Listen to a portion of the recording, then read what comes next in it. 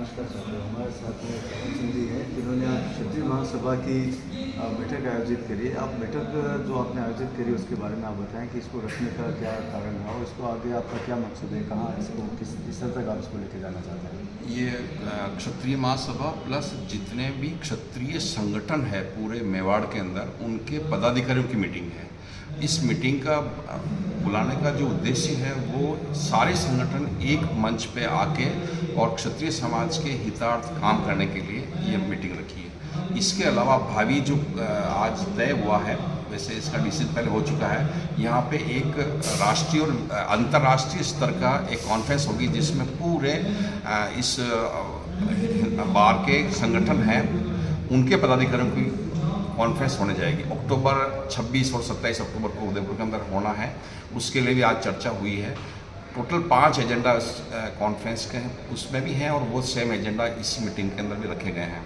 Number 1 agenda अंतर्राष्ट्रीय स्तर की कॉन्फ्रेंस के बारे में चर्चा। दूसरा है आर्थिक रूप से जो क्षत्रिय समाज का सुदृढ़ीकरण करने के लिए रखा गया है। तीसरा है राजनीतिक स्तर पे क्षत्रिय समाज की क्या भूमिका होनी चाहिए, कितनी भूमिका होनी चाहिए। जो आज पिछड़ रहा है समाज का, बहुत ज़्यादा पॉलिटिकल लेवल पे नहीं हो पा रहा है, तो सारे मंच और इसके ऊपर वो नहीं ध्यान दे पा रहे, तो एक मंच बना के सब संगठनों का और राजनीतिक क्षेत्र में भी अपनी दखलंदाजी रखें। इसके अलावा छात्र धर्म एवं सनातन धर्म की जो हानि हो रही है, छात्र धर्म की हानि और सनातन धर्म दोनों वैसे एक ही हैं। महाराणा प्रताप को अलग जाति का बता दिया जाता है, भीलू राणा जो कि एक भीलू के सरदार थे उनको अलग जाति का बता दिया जाता है, आज वीर दुर्गादास को तेली बता दिया जाता है जबकि वो राठौड़ थे, क्षत्रिय थे। ऐसे इतिहास की काफ़ी विकृतियाँ स्टार्ट हो चुकी है, जबकि इतिहास स्पष्ट लिखा हुआ है, स्पष्ट सब कुछ क्लियर है। उन सब की क्लियर करने के लिए ये संगोष्ठी रखी गई है और इसमें सिर्फ पदाधिकारी हैं, जो जितने भी संगठन हैं क्षत्रिय मेवाड़ के जितने भी क्षत्रिय संगठन हैं उनकी मीटिंग है यहाँ। और यानी कि सारा पूरा क्षत्रिय समाज मेवाड़ का आज एक मंच पे आ गया। अब कोई वो नहीं रहा कि कितनी महासभाएं हैं, कितनी वो है। आज पूरे ये हम लोग समाज में संदेश देने जा रहे हैं कि क्षत्रिय समाज एक था, एक है और हमेशा एक ही रहेगा। और यही एजेंडा आने वाले 26 और 27 अक्टूबर को उदयपुर एक गवाही बनेगी पूरा अंतर्राष्ट्रीय स्तर पे कि पूरा इस पृथ्वी के ऊपर सारा क्षत्रिय समाज एक है और सारा क्षत्रिय समाज अन्य सभी धर्म और सभी समाजों की रक्षार्थ हमेशा खड़ा रहेगा और देश की रक्षा एवं आर्थिक रूप से आगे बढ़ाने के लिए तत्पर रहेगा। थैंक यू, धन्यवाद। जय श्री देश सिंह जी को प्रणाम। प्रबुद्ध जन जो बैठे हैं समाज के मातृशक्ति, विषय वास्तव में बहुत गंभीर है और पिछले 50 साल से मैं उदयपुर में मैं रोज देखता हूँ कि किसी की मदद करूं, लेकिन आपके पास कोई प्लेटफॉर्म ही नहीं है। कोशिश तो बहुत करते हैं, जैसा अभी बताया मेहतवाला साहब ने। हर बार हमारी मीटिंग होती है तो मैं एक बात जरूर बोलता हूँ सबके बीच में, इस प्रकार की जो सामाजिक संगठन की जब हम एक मीटिंग करते हैं तो हमें कोई ना कोई विचार का बीजारोपण जरूर करना चाहिए। घर जाकर आप उसको मंथन करें, वो पौधा धीरे से बड़ा होगा। आपके मन में कोई विचार ही नहीं आया तो आप जाएंगे कहाँ? अब सुजपुर चौराहे पे खड़े हैं, कोई कहता आप इधर निकल जाओ फतेहपुरा, कोई कहता आप इधर सुजपुर निकल जाओ, कोई कहता उधर निकल जाओ। कोई दिशा तय नहीं कर रखी अभी तक हम लोगों ने। एक छोटे से गाँव का नाम लेना चाहूंगा, माधोपट्टी, कुछ लोग जानते होंगे इसको। राजपूतों का गाँव है, 47 IAS IPS है। पूरे हिंदुस्तान में नहीं पूरे दुनिया में एकमात्र ऐसा गांव है जहां से सर्वाधिक राजपूत IAS IPS बने। वो छोटा सा गांव बिहार का, एक आदमी बना, उसने अपने काका साहब बेटों को बोला, फिर उसने मामा साहब बेटों को बोला और धीरे धीरे ये स्थिति हो गई कि वहां ऐसा हो गया। मेड़ाओं में जैसे बहुत सारे गाँव है। संगठन देखना हो तो आप देखिए, बेंगलोर में 5 मिनट लूंगा ज्यादा, मुझे पहली बार मौका दिया प्लेटफॉर्म पर बोलने का आपने। बेंगलोर की छोटी सी घटना होती है, एक छोटा सा बालक कंप्यूटर पे एक लाइन में ये लिख देता है मुसलमानों के लिए और उसके 15 मिनट बाद में उदयपुर में चेटक के ऊपर नारे लगते हैं कि अगर हिंदुस्तान में रहना होगा तो अल्लाह अकबर बोलना पड़ेगा।